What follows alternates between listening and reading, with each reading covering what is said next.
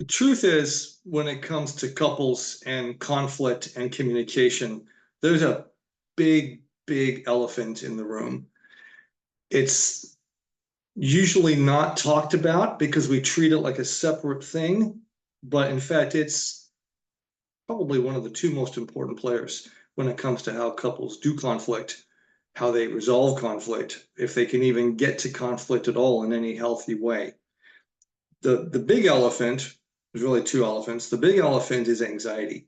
And we have to get away from the discussion that anxiety is some kind of mental illness or some kind of permanent crippling genetic condition. Anxiety is thinking, and I've got a lot to say about that. But today's focus is about one of the results of anxiety, which is anger.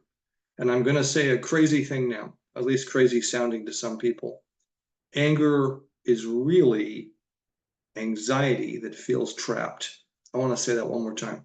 Anger is really anxiety that feels pinned, and as a result gets very reactive and fights to get free. I suspect for some of you, just saying that begins to put anger in a different light, but let me say more.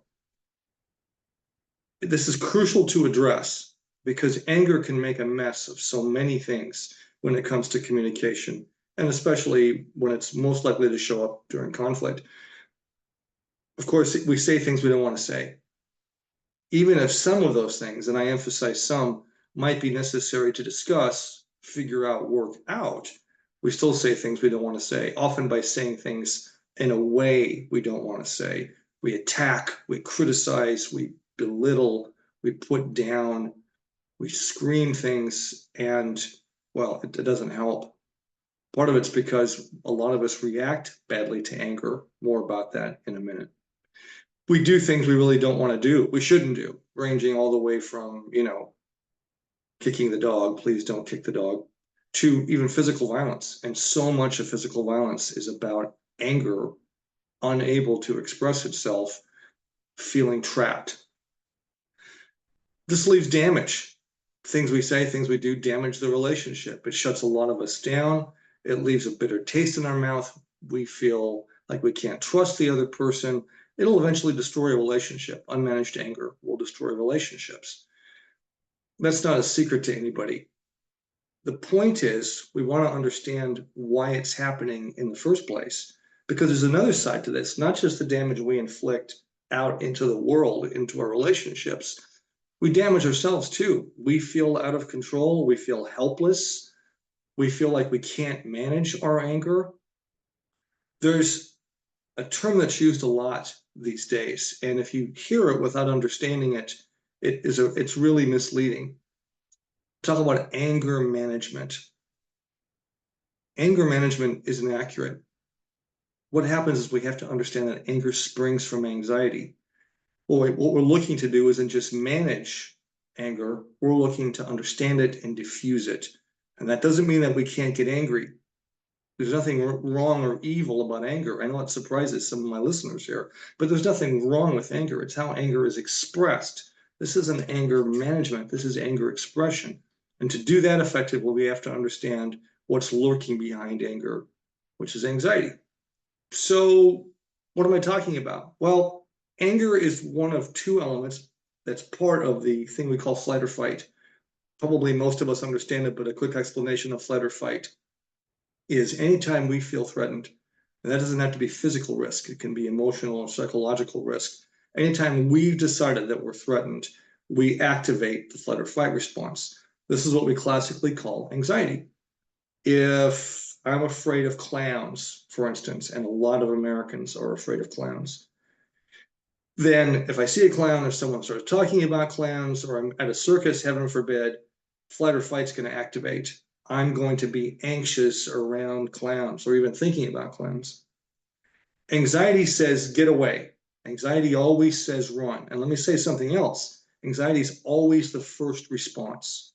Even if it flips in 1/100th of a second from anxiety to anger, there's still anxiety at the core of that anger. So anxiety says run, and that's a really smart idea in the presence of a lot of danger. There's nothing cowardly about getting away from danger. It might feel silly to get away from clowns, but the mechanism is based in our long history of dealing with danger, real danger. Remember, it doesn't have to be real for us human beings. It can be danger that we've decided, not intentionally, learned over time in the past because of previous experience, lots of things. We've decided that it's dangerous, and so we activate flight or fight.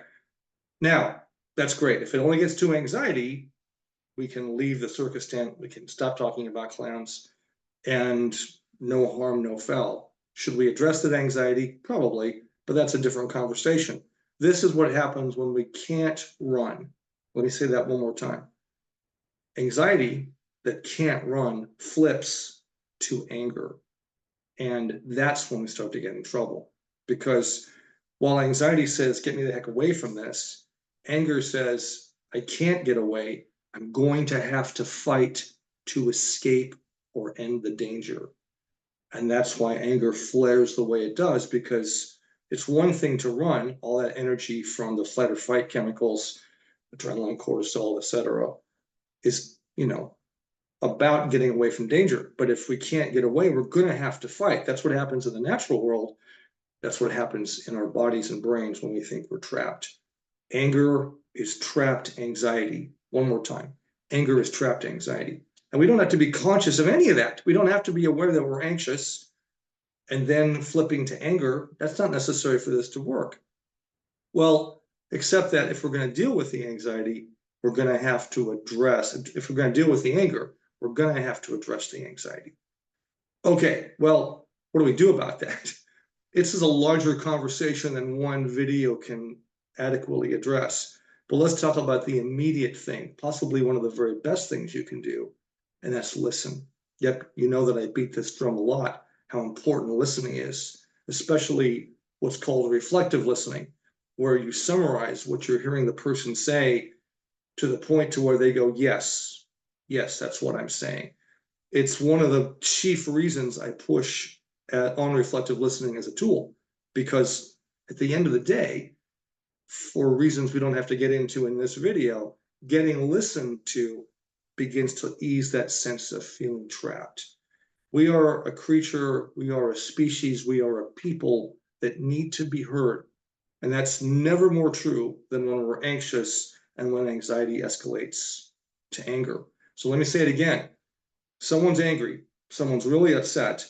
One of the best things you can do is summarize back to that angry person what the heck they're talking about, and stay with it, next piece, until they begin to de-escalate.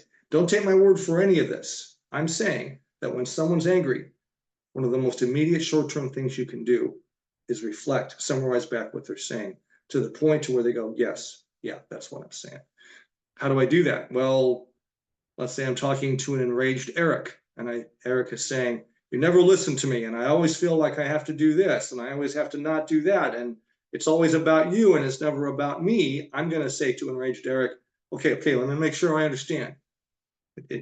You feel like it's never about you, like it's always about what I want. It's always about what I think, and I'm not stopping to really take you into consideration. That might take 1, 2, 3, 4 tries, but you stay with that, that person's going to begin to de-escalate. And there's a couple of small challenges in here. When I'm coming out of my enraged or angry place, I'm probably a little embarrassed. I'm really frustrated. Probably there's some history behind that. It's going to take a little time, a minute or 2 or 3 or 4, to begin to calm down.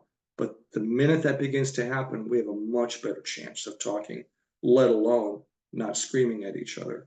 So today's video talked about anger coming from anxiety. Anger is in fact trapped anxiety. And the thing that we have to understand about it is, at least as a first stage to dealing with it, probably nothing is quite as effective as listening.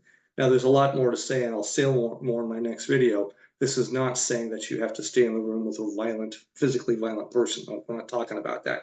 We're saying before it escalates to physical violence, one of the best things you can do is listen. Although even enraged, physically violent people will begin to de-escalate, but we're not asking you to stick around for that. We're saying before you ever get close to that, one of the best things you can do is listen. All right, I look forward to saying more about this in my next video. Thank you.